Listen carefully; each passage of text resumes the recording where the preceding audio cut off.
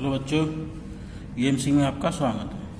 देखिए एक्सरसाइज है 5.1 question number 10। f(x) बराबर x प्लस 1 फलन का मान है x प्लस 1 यदि x का मान 1 के बराबर और 1 से बड़ा। इधर मुंह खुला होता है वो संख्या बड़ी, यानी x का मान 1 के बराबर और 1 से बड़ा है। और f(x) का मान x² प्लस 1 कब है? जब 1 से छोटा है, यानी एक बड़ा है एक x से छोटा है, x का मान 1 से छोटा है तभी है। तो इसको देखिए, तो हमें निकालना कहाँ है, इसमें कोई बिंदु नहीं दिया है तो समझ लो जहाँ इक्वल लगा है उसी पे बिंदु पे निकालते हैं। इक्वल यहाँ लगा है, x बराबर 1 पर निकालते हैं। तो बिंदु तो आवश्यक किस पे निकालेंगे? तो x बराबर 1 पर। तो f1 x बराबर 1 पर, तो f1 x की जगह 1 रखा, तो कहाँ पर रखा जाएगा? x इक्वल यहाँ लगा है, इसमें रखा जाएगा। तो 1 प्लस 1 बराबर 2 आया, f1 की वैल्यू 2 आई। अब हम RHL निकालते हैं। RHL के लिए जरूरत पड़ती है, RHL का फॉर्मूला लिमिट है h tends to 0 f1 plus h। इसकी वैल्यू हमें निकालनी है 1 प्लस h। इसका मतलब यहाँ पर x की जगह 1 प्लस h रखो, तो 1 प्लस h बराबर इधर किस में रखा जाएगा? ये दो मान है, तो इसको ध्यान से समझने के लिए क्या करेंगे, यहाँ पर 1 प्लस h यानी 1 में जोड़ दिया, 1 से बड़ी वैल्यू हो गई। 1 से बड़ी वैल्यू कम है ये, तो इसमें रखा जाएगा। ठीक, तो 1 प्लस h रखो x की जगह, तो यहाँ रखा 1 प्लस h प्लस 1 पहले ही से है, तो कितने को 1 1 2 प्लस h। अब इसकी लिमिट लेनी है, तो RHL बराबर limit h tends to 0 f1 plus h। f1 plus h की वैल्यू ये आई, तो limit h tends to 0 2 plus h। h की जगह यहाँ 0 कर देते हैं, तो 2 प्लस 0 बराबर 2 आई। अब देखिए निकालते हैं अगला LHL। LHL की जरूरत पड़ती है f1 माइनस h की। तो अब ये 1 माइनस h किस में रखा जाएगा? यहाँ पर देखो 1 से छोटी वैल्यू कहाँ है? ये है, इसमें 1 से छोटी वैल्यू ये है, तो इसमें रखा जाएगा x की जगह। यहाँ x से तुलना करो, x के 1 माइनस h है, तो यहाँ पर ही रखा जाएगा। तो 1 माइनस h का होल स्क्वायर प्लस 1, इसकी लिमिट लेनी है। तो LHL limit h tends to 0 f1 minus h, ये फॉर्मूला होता है। तो 1 माइनस h की पहली वैल्यू निकाल ली, तो 1 माइनस h का होल स्क्वायर प्लस 1। h की जगह 0 रख दो, 1 का स्क्वायर 1 हुआ प्लस 1 यानी 2 यहाँ भी हुआ, तीनों मान बराबर आ गए। तो लिखेंगे चूंकि f1 बराबर RHL बराबर LHL अतः x बराबर 1 पर फलन ऐसा है सतत। तो ये सतत हो गया। इसी का 14वां सवाल देखिए, इसमें भी कंडीशनल सवाल कंडीशनल होते हैं, तो इसमें देखना रहता है फलन के 3-4 मान दिए रहते हैं। जैसे f(x) का मान 3 है, कब? जब 0 से 1 के बीच में 0 के बराबर भी है और 1 के बराबर ही है, और 0 1 के बीच में वैल्यू है, तब तो इसका मान 3 है। और 1 से बड़ा और 3 से छोटा, यहाँ इक्वल नहीं लगा, 1 से बड़ा है 3 से छोटा है, तब वैल्यू 4 है फलन की, इसकी वैल्यू। और 3 के बराबर और 3 से बड़ा और 10 के बराबर 10 से छोटा, तो 5 वैल्यू है इस फलन की। ठीक, अब देखिए इसमें निकालेंगे कितने इक्वल। जब कोई बिंदु नहीं दिया जहाँ इक्वल होता है उस बिंदु पर निकालते हैं। अब सोचेंगे इक्वल 4 जगह, इस पे इस पे इस पे और इस पे, तो इसमें 2 बिंदु पर निकालेंगे। 2 बिंदु पर क्यों निकालेंगे ये समझ लें, 1 पर निकालेंगे और 3 पर। पहले पर इसलिए नहीं निकालेंगे कि यहाँ पर आपको चाहिए ये 0 से बड़ी वैल्यू है इसकी, और 0 से जब छोटी LHL निकालें तो 0 माइनस h छोटी हो जाएगी, सो इस क्वेश्चन में वो वैल्यू है नहीं, बाहर हो जाएगी। इसी प्रकार 10 तक वैल्यू है, और इसके हम RHL इसके लिए निकालेंगे तो 10 प्लस h चाहिए। 10 से बड़ी वैल्यू इसमें है नहीं कोई, तो इसलिए इसको छोड़ देंगे। 1 और 3 पर निकालेंगे, तो इसमें LHL भी निकल आएगा, RHL भी निकल आएगा। तो यहाँ पर x बराबर 1 पर। अब देखिए 1 कहाँ है? ये इक्वल लगा है, तो इसमें रखेंगे f1 की वैल्यू 3 दी गई, तो 3 हो गई। अब RHL के लिए 1 प्लस h की जरूरत पड़ेगी, तो 1 प्लस h। अब 1 से बड़ी वैल्यू हो गई, 1 से बड़ी वैल्यू कहाँ है? ये 1 से बड़ी और 3 से छोटी, तो इसी में 4 हो गई वैल्यू। कितनी हो गई? इसकी 4 हो गई। तो LHL लिमिट आई 4, इसकी 3 है, तो f1 is not equal RHL अतः x बराबर सतत नहीं है, यानी असतत है। क्योंकि यहाँ 2 ही मान पता चल गया, फिर तीसरे की जरूरत ही नहीं है। यही हमें पता चल गया तीनों मान बराबर होने चाहिए, तो 2 मान अगर इक्वल होगा यहीं से क्लियर हो गया, ये सतत नहीं है x बराबर पर। अब 3 पर देख लो, x बराबर 3 पर तो F3 कितना हो जाएगा, 3 वैल्यू, 3 कहाँ पर है देख लो, 3 ये रही, इक्वल लगा है, मैं 3 चाहिए तो कम ज़्यादा तो है नहीं, फिक्स 5 है, 3 पर कितनी है 5। अब देखिए 3 प्लस H चाहिए RHL के लिए, F3 प्लस H ये भी आपकी 3 से बड़ी कितनी है 5 है, ये 3 से बड़ी, ये वैल्यू आपकी 3 के बराबर और 10 से छोटी है तो 5 है। अब इसकी RHL निकालेंगे तो कितना हो गया, limit h tends to 0 F3 plus H बराबर लिमिट h टेंस टू 0, इसकी वैल्यू 3 प्लस H की 5 है, ये 5 आई थी, F3 भी 5 आया। अब 3 माइनस H चाहिए, ये दोनों बराबर हो गए तो अगला तीसरा निकालना पड़ेगा, F3 माइनस H यानी LHL। तो 3 माइनस H का मतलब 3 से छोटी वैल्यू, 3 से छोटी वैल्यू देखिए आपकी ये है 4, 1 और 3 से छोटी तो 4 है, इसकी वैल्यू कितनी आएगी 3 से छोटी 4। LHL निकालेंगे तो कितनी 4 आई, यहाँ 2 मान बराबर तीसरा, फिर यहाँ भी अनइक्वल हो गया, तो ये x बराबर 3 पर भी सतत नहीं है। ठीक, क्वेश्चन नंबर आप देखिए 16 है fx बराबर, जब fx का मान है जब -1 से x की मान छोटा है तो -2 है, और -1 और 1 के बीच में है तब फलन 2x है, और 1 से बड़ा है तो 2 मान है। ये कंडीशन दी रहती है कहाँ से कहाँ तक फलन का कितना मान है। ठीक, तो यहाँ पर भी कोई बिंदु नहीं दिया है, तो हमें कौन सा दिया -1 दिया है और 1 इक्वल लगे, तो -1 और 1 पर 2 पर निकाल दो। ठीक, देखो निकालते हैं x बराबर -1 पर, तो f -1 यही है, यहाँ -2 आ गया। अब -1 प्लस h यानी a प्लस a की जगह -1 प्लस h RHL के लिए, तो यहाँ हो गया -1 से बड़ा प्लस हुआ, तो -1 से बड़ा इसमें रखा जाएगा, ये -1 से बड़ा और 1 के बीच में तो 2, यहाँ रख दिया -h प्लस -1 प्लस h, तो 2 का गुणा किया -2 प्लस 2h, तो RHL निकालो, RHL limit h tends to 0 -2 plus 2h, तो ये देखो 0 यहाँ रखेंगे तो -2 आई, यहाँ भी -2 आई। अब निकालेंगे LHL तो -1 माइनस h, अब 1 से छोटी हो गई, 1 से छोटी वैल्यू आपकी -2 है, ये कितनी है 1 से छोटी, -1 से छोटी तो -2 आ गया। इसकी LHL निकाले तो ये भी -2 आया, क्योंकि इसमें h है ही नहीं तो 0 होगा नहीं, तो ये -2 आया, तीनों मान बराबर हो गए, f-1 बराबर RHL बराबर LHL, अतः ये कैसा हो गया सतत।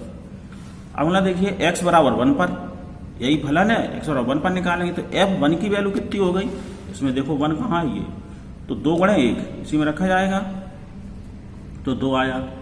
फिर निकालेंगे 1 प्लस h, 1 से बड़ा ये 2 है, 2 आया, इसकी लिमिट भी 2 आ गई। LHL निकालो, LHL 1 माइनस h चाहिए, तो 1 माइनस 1 से छोटा, 1 से छोटा ये इस कंडीशन में 1 से छोटा और -1 से बड़ा, तो इसमें रखे 2 1 माइनस h, तो 2 माइनस 2h, इसकी लिमिट लेंगे तो कितनी आई LHL बराबर लिमिट f 1 माइनस h बराबर लिमिट, इसकी वैल्यू आपकी आई 2 माइनस h, तो h की जगह 0 2 आया, तीनों मान बराबर हो गए, क्योंकि f1 बराबर RHL बराबर LHL, अतः ये सतत हो गया। ठीक, एक्सरसाइज 5.1 का क्वेश्चन नंबर है 17। यह है a व b के उन मानों को ज्ञात करो जिनके लिए fx का मान दिया है, fx बराबर ax प्लस 1, यदि x का मान 3 के बराबर और 3 से छोटा है और 3 से बड़ा है तब है bx प्लस 3, और x बराबर दिया गया है, x बराबर 3 पर ये सतत फलन है, तो x बराबर 3 पर सतत दिया है, इसका मतलब तीनों वैल्यू निकालो, इस पर निकाले x 3 पर, तो x बराबर 3 पर इक्वल लगा, इसमें रखा जाएगा x जगह 3, तो 3x जगह रखा 3, तो 3a प्लस 1 हो गया। अब निकालेंगे RHL के लिए 3 प्लस h, तो 3 प्लस h 3 से बड़ा हुआ प्लस होगा, 3 से बड़ी वैल्यू इसमें है तो इसमें रख दो b 3 प्लस h प्लस 3, तो इसकी लिमिट लेंगे, इसकी वैल्यू ये आई, तो b 3 plus h plus 3, h की जगह 0 तो 3b प्लस 3 हो गया, h की जगह ये 0 3b प्लस 3। और LHL निकालो, LHL के लिए 3 माइनस h की जरूरत पड़ेगी, तो 3 माइनस एच 3 से कम है, 3 से कम है पहले वाले में, तो इसमें रख दो ए 3 माइनस एच प्लस 1। इसकी लिमिट लेंगे, LHL limit H tends to 0 F 3 minus H की वैल्यू ये है, तो एच की जगह 0 रखेंगे, 3a प्लस 1 हो जाएगा। अब प्रश्नानुसार ये क्या है, सतत दिया गया है, तो तीनों मान बराबर करो तब ए और बी के मान निकलेंगे। प्रश्नानुसार फलन x बराबर 3 पर सतत है, अतः ये तीनों कैसे होंगे, बराबर। सतत के लिए तीनों बराबर हो, तीनों की वैल्यू निकाली, तीनों बराबर कर दो। तो यहाँ f3 का मान है 3a प्लस 1 और RHL की वैल्यू आई 3b प्लस 3, LHL की वैल्यू आई 3a प्लस 1, ये दोनों बराबर हैं। तो अब दो अज्ञात राशियां हैं, तो कम से कम दो समीकरण होने चाहिए, तो यहाँ पर एक समीकरण दोनों को मिला के एक ही बन रहा है, ये तो बराबर हो गए। तो 3a प्लस 1 बराबर 3b प्लस 3, तो यहाँ 3a बराबर ये पक्षांतर कर दिया 3 माइनस 1, तो 3a बराबर 3b प्लस 2 है, 3 में से गया 2। अब इसमें क्या करेंगे, तो a बराबर 3 का भाग दे दिया। अब इसमें a और b के वैल्यू तो निकले, ये संबंध निकल आया, क्योंकि इनको हल करने के एक समीकरण और होता, सो यहाँ संभव नहीं है। तो a का मान आया b प्लस 2/3, ठीक ना। देखिए अब क्वेश्चन नंबर है 19, यहाँ ध्यान से समझना है।